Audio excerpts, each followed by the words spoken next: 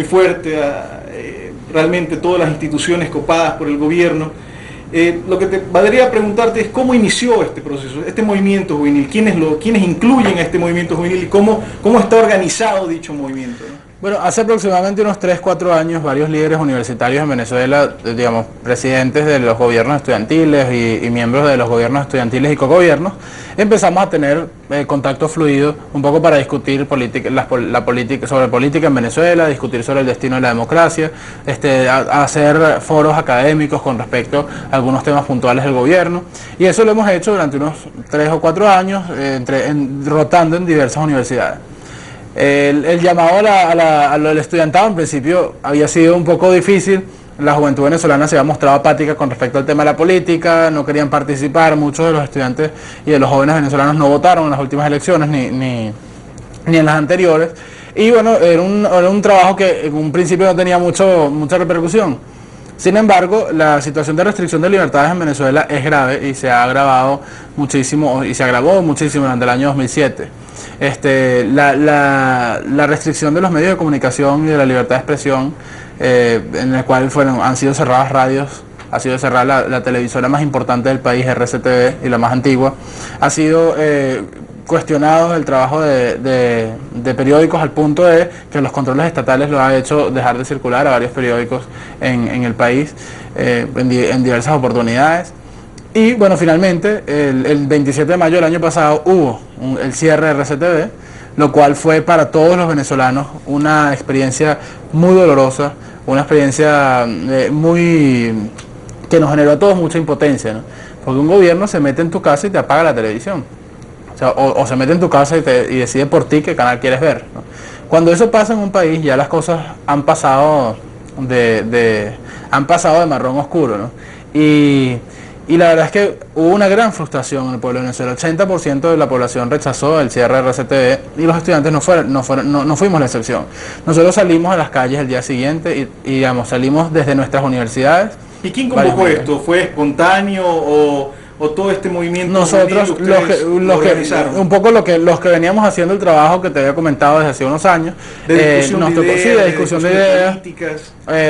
Más o menos unos 3-4 días antes del cierre de RCTV, cuando ya era inminente que se iba a cerrar finalmente, dijimos, bueno, esto es intolerable y hay que protestar. Entonces, bueno, habíamos hecho unas protestas menores, pero el día del cierre fue una gran protesta, ¿no? Y miles de estudiantes en Caracas y en otras partes del país salimos a protestar.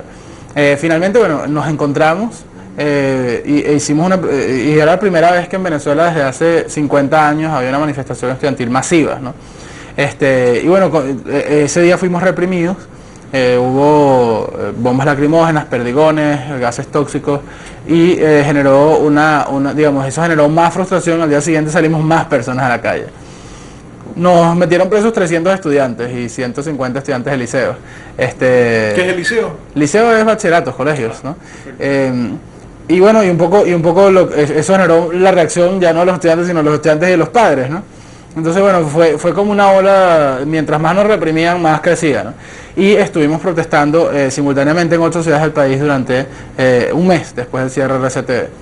Entonces, bueno, finalmente decidimos formar una organización nacional de estudiantes, ¿no? Que es el Parlamento Nacional de Estudiantes, del cual tengo el honor de ser fundador, y ojalá y sea una organización que dure para siempre, porque creo que el espacio de debate es importante. En este Parlamento está el 90% de las universidades, tanto públicas como privadas, están las universidades más importantes del país y las más representativas, también las más antiguas.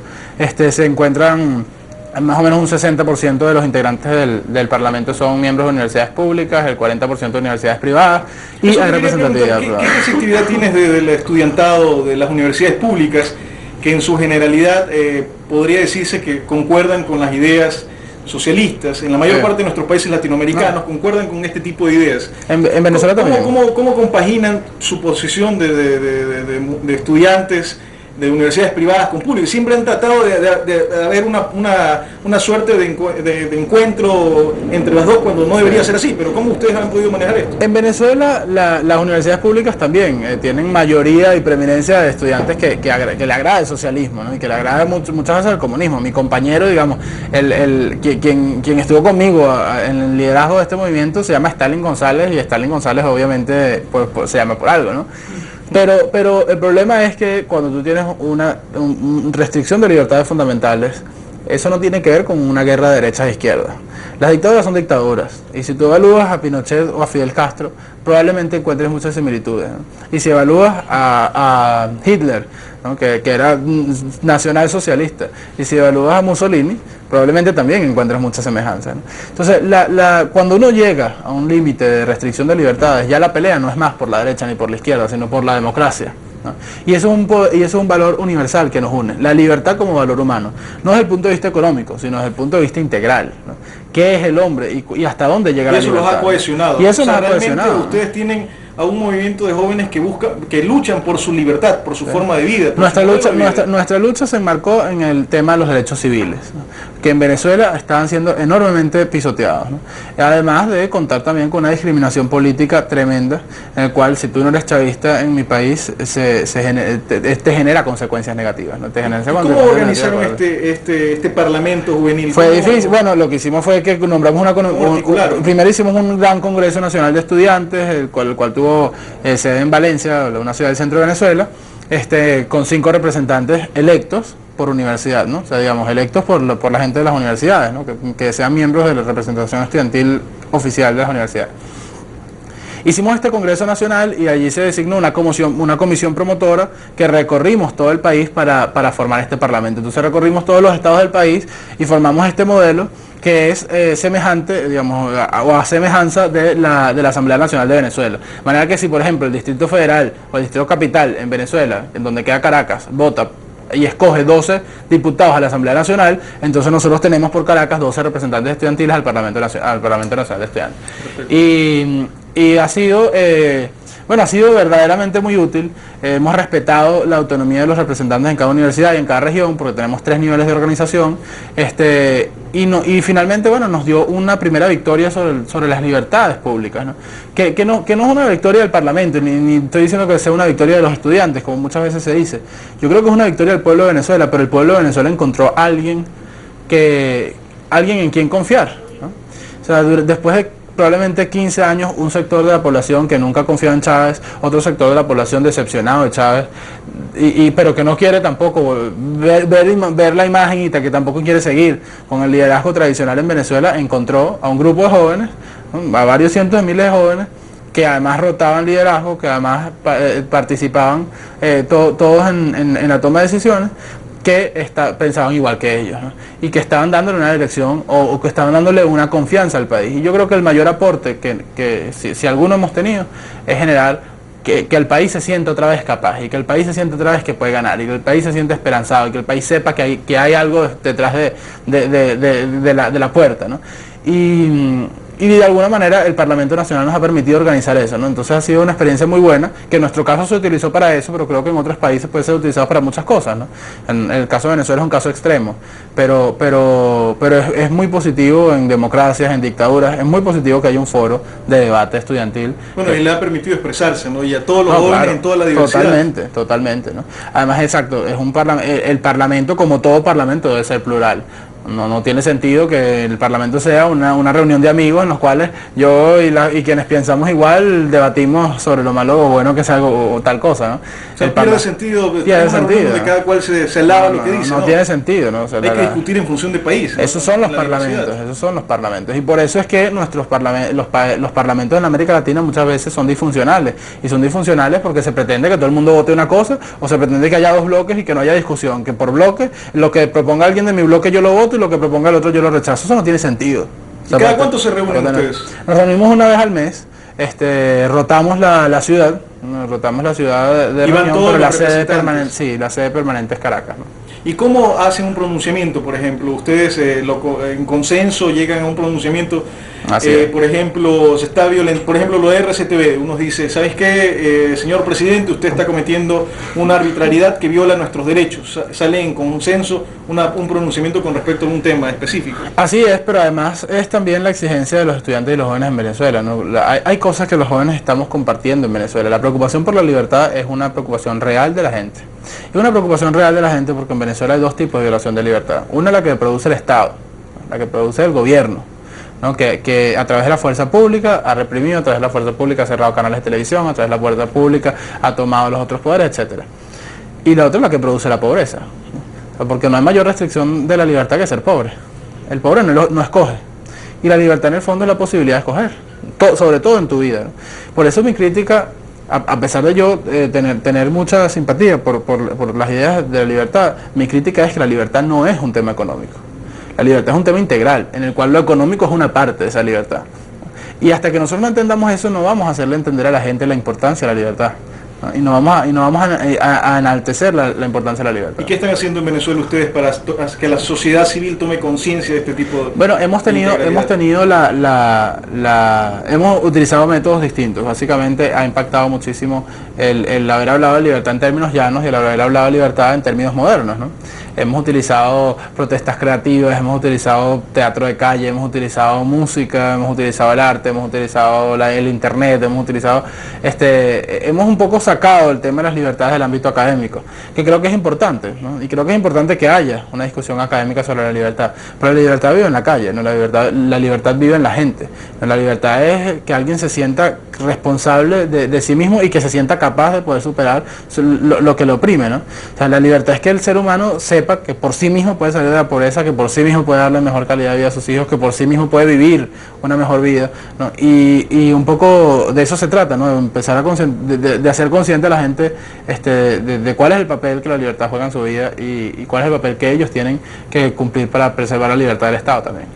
John, terminamos el bloque anterior donde describías cómo el proceso, el movimiento juvenil se ha organizado de forma plural, se han organizado, han comenzado a promover sus ideas de forma muy creativa y digamos poco tradicional, porque lo que usualmente se hace es seminarios, debates y todos estos procesos tradicionales de transmitir ideas. Sin embargo, ustedes han creado un conjunto de nuevas herramientas para transmitir sus ideas. ¿Puedes detallarnos un poco más este tema? ¿Cómo llegan al pueblo, ¿no? Los que los cohesionan ustedes, la defensa de la libertad, la defensa de la democracia, la defensa de los derechos civiles.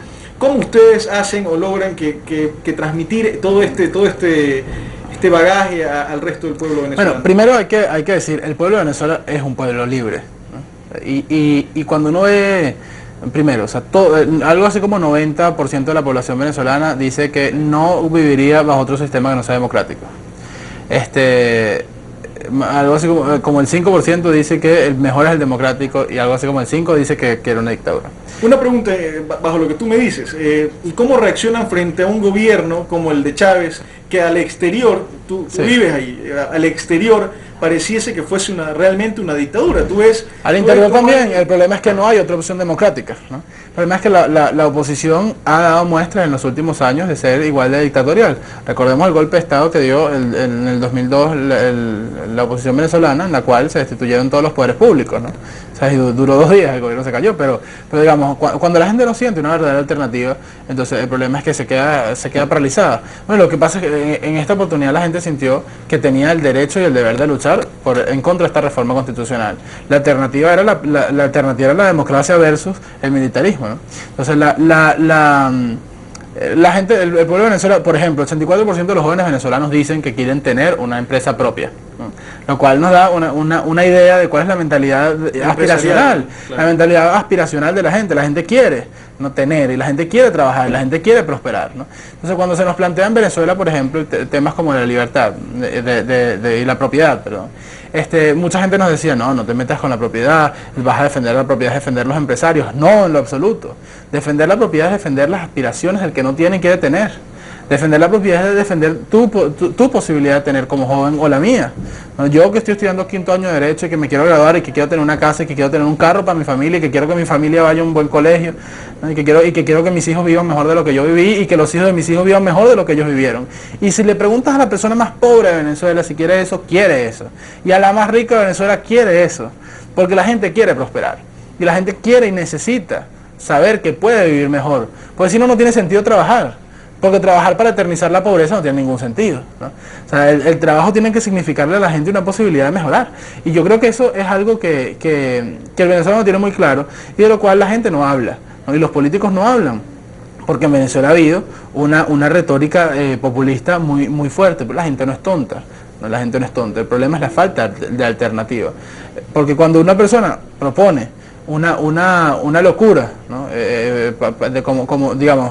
Como las del presidente Chávez y la contraparte es más loca todavía, bueno, lo que termina viendo en el fondo es una gran frustración y es lo que se revela en las encuestas venezolanas. 51% de los venezolanos no se sienten identificados con ninguna tendencia política, ¿no? O sea, más de la mitad del país dicen todos son malos. O sea, lo que ustedes están haciendo es ser la alternativa democrática que puede llegar. No me malinterpretes. Nosotros no vamos a llegar en este momento y sería una real locura. O sea, yo no salgo a la calle para tener un presidente mediocre como yo sería.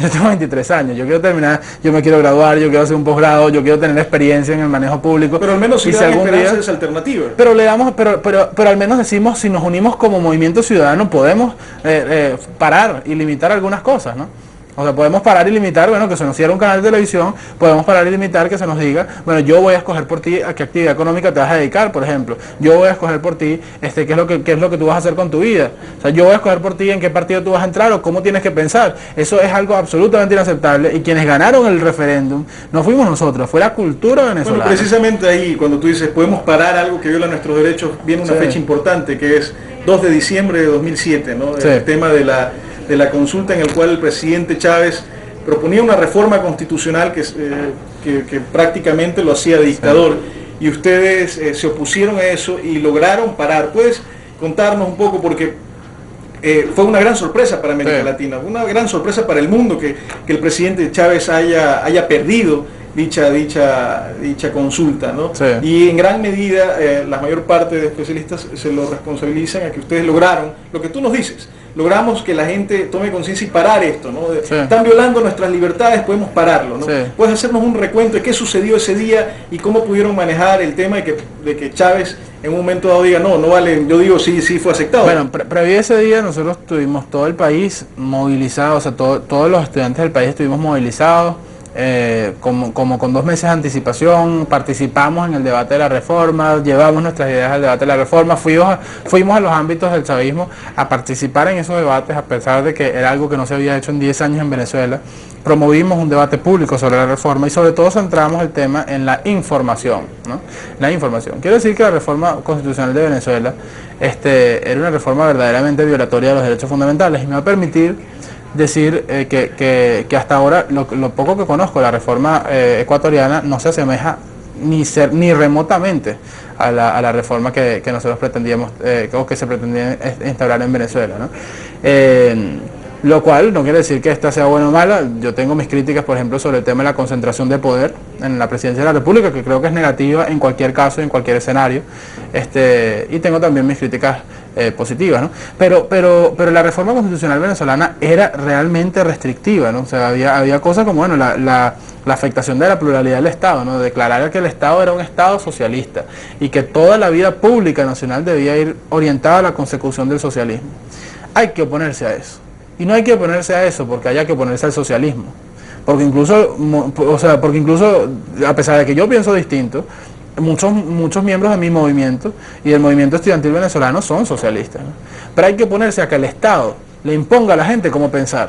Porque si dijera la Constitución, el Estado tiene que ser liberal, yo también me opondría. Porque todos los que nacemos, vivimos y crecemos y hacemos vida bajo el mismo cielo y bajo la misma y sobre la misma tierra, tenemos derecho a estar ahí, ¿no? Y tenemos derecho a pensar. Entonces la juventud debe ser crítica, ¿no? Y no hay manera de vivir mejor que a través de la aceptación del otro. Nunca en la historia hemos podido pisar y eliminar al contrincante, ¿no? Y esa no es la razón. Por eso es que nosotros creemos en la no violencia, que lo que pretende es transformar al contrincante, ¿no? Y luego de 10 años de polarización política en Venezuela, la única moraleja que nos ha quedado es que nadie va a desaparecer, que el chavismo no va a desaparecer y que la oposición no va a desaparecer. Y que podemos pasar 10 años más peleando y sumiendo nuestro país en la pobreza y en la ingobernabilidad. Y que podemos pasar 10 años más en la situación que tenemos.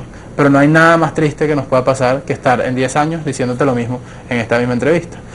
¿Cómo ves el futuro de Venezuela después de este resultado, ¿no? En el cual ustedes lograron parar una constitución que viola derechos de los venezolanos, lograron una reacción favorable y mostrarle al pueblo venezolano que hay una esperanza, que se puede vivir en libertad, tolerancia, en democracia?